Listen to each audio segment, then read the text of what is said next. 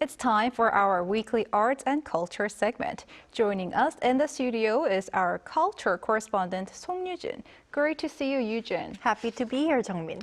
So last time you guided us through the 120-year history of Korean immigration. What do you have for us today?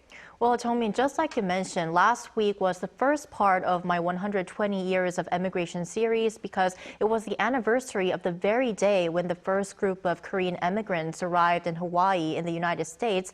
And this week, I'm back with the second and final part, focusing on specific individuals who made meaningful changes for their home country, even though they were living abroad. And there happens to be an exhibition that sheds light on them. Let's first take a look.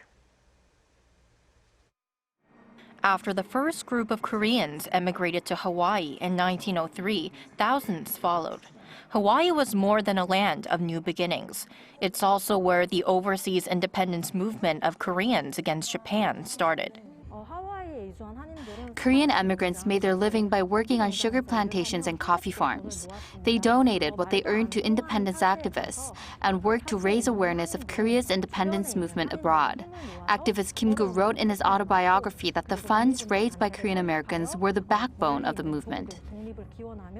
The Ministry of Patriots and Veterans Affairs this January is putting the spotlight on independence activists An Hyun-kyung and Lee Won-sun. Their contributions can be seen at the Independence Hall of Korea.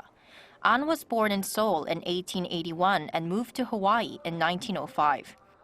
As part of the Korean National Association in Honolulu, he sent a protest letter to the Japanese emperor regarding Japan's illegal occupation of Korea's territory. He was one of the founding members of Dongjihoe alongside Lee Seung-man, who later became South Korea's first president. This group supported the Korean provisional government in Shanghai, China, and worked to bring overseas Koreans together. Lee Won-sun was also born in Seoul in 1893 and moved to Hawaii from Shanghai in 1914. Lee played a big role in raising funds for independence activists as a member of the Korean Commission to America. The two joined forces and created the United Korean Committee in America Mission in 1941, the largest independence movement organization of Korean Americans. I really admire these activities because they worked for Korea's independence despite living far abroad. It wasn't easy to fight for independence even within Korea, but they did it overseas. I respect their courage. An Hyun-kyung and Lee Won-sun were two of the many activists abroad who worked for Korea's freedom and independence. They always kept their home country in their hearts and didn't forget where they came from.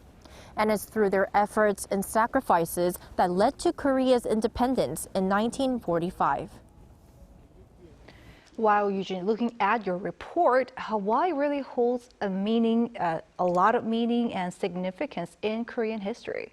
Well, I couldn't agree with you more, Jung-min. And personally, I was aware that there was an overseas independence movement by Koreans, but it was the first time that I learned that it was actually started in Hawaii. So I personally learned a lot throughout the coverage.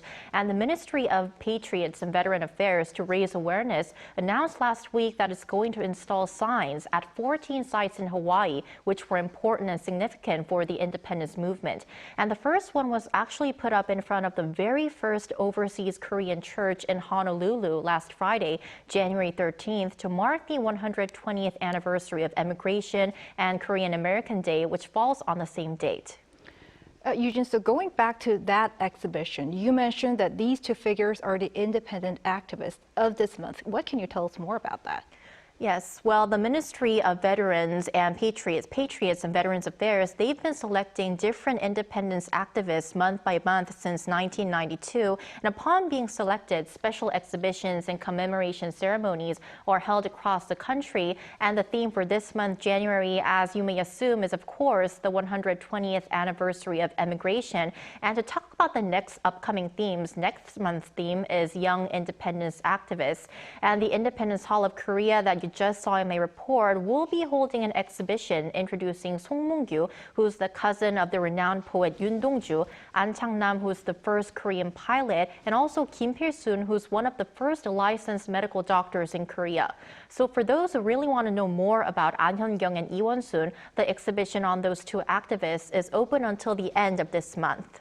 All right, I also learned a lot. All right, Yoo-jin, thank you for the report. Thank you.